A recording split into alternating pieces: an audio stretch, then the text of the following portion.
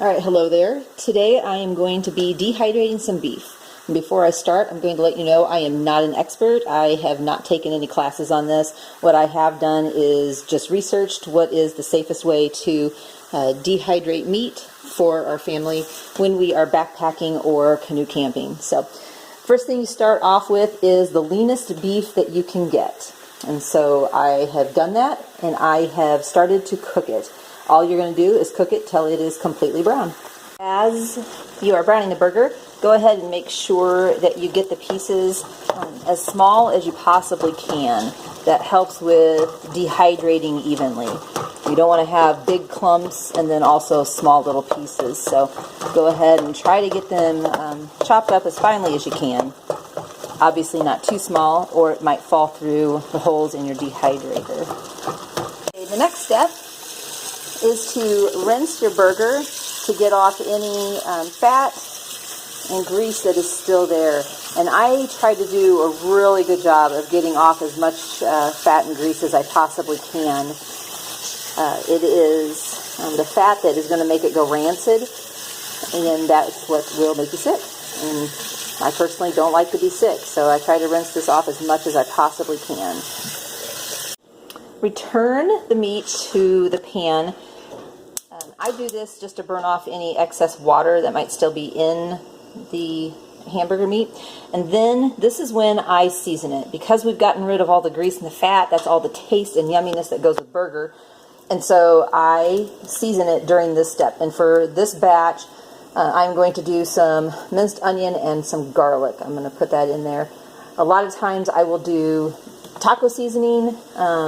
I've done just chili powder before. It just depends on what it is you're going to use the meat with. For this meat, I have gotten some hamburger helper, and so this is just going to be added to the hamburger helper, so it doesn't need to have a lot of seasoning because the hamburger helper is going to do the majority of it, but it's just nice to have a little bit to go with it. Place the meat in a single layer into your dehydrating trays. I use this mesh tray liner so that the fine hamburger doesn't fall through. And you'll see my liners are a little bit stained. That's because I dehydrate spaghetti as well. We have cooked, we have rinsed, we have re-seasoned, spread it out on our sheets, and now it is time to start the dehydrator. It is important that you dehydrate at least 160 degrees for meat. So I'm going to set my dehydrator to 160, maybe. Set it for 160 and start it. What I do is I just check it periodically. It takes a couple of hours to get meat dehydrated well, and I will show you what it looks like when it's done and how I check it.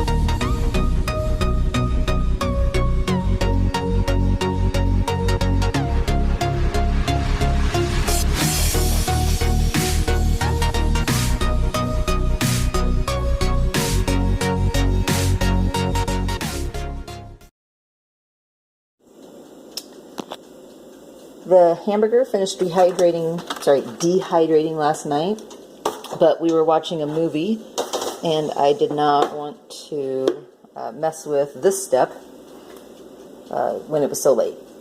This is the hard part, and I still have not found a good way to do this.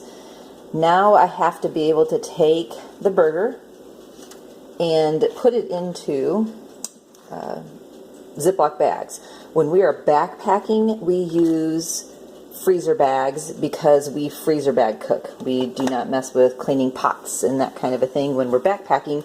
But because we are canoe camping, I'm just going to use the cheaper sandwich bags because I will put the hamburger into boiling water into a pot. So now I have to get the burger off of this and into the sandwich bags, which is the messiest job I do on this whole thing, especially because of the type of dehydrator we have with the hole in the center. You can't just like slide everything off. It starts falling through the holes. I am not going to record this mess, although I'll show you the end product. Least amount of mess I have ever made. Not too bad.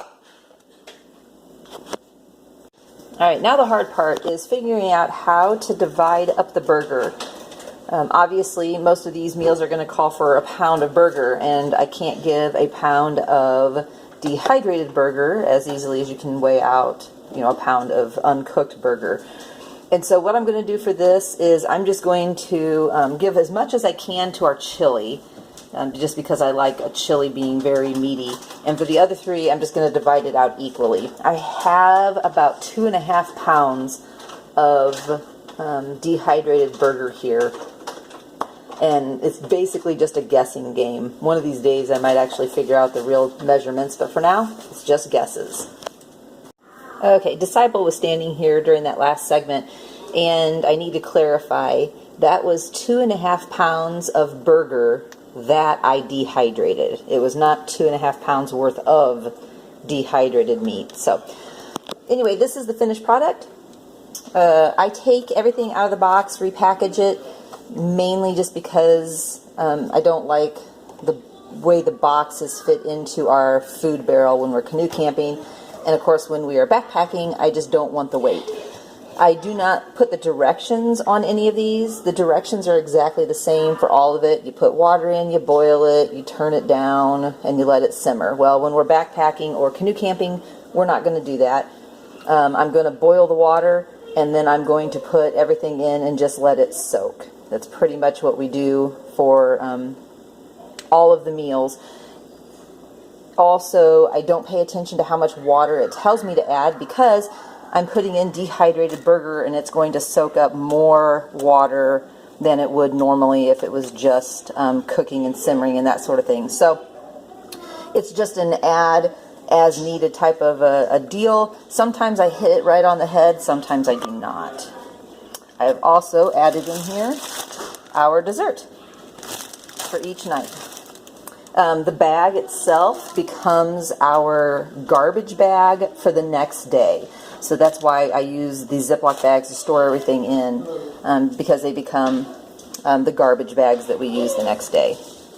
If you have any questions, drop them in the comments below. Thanks a lot.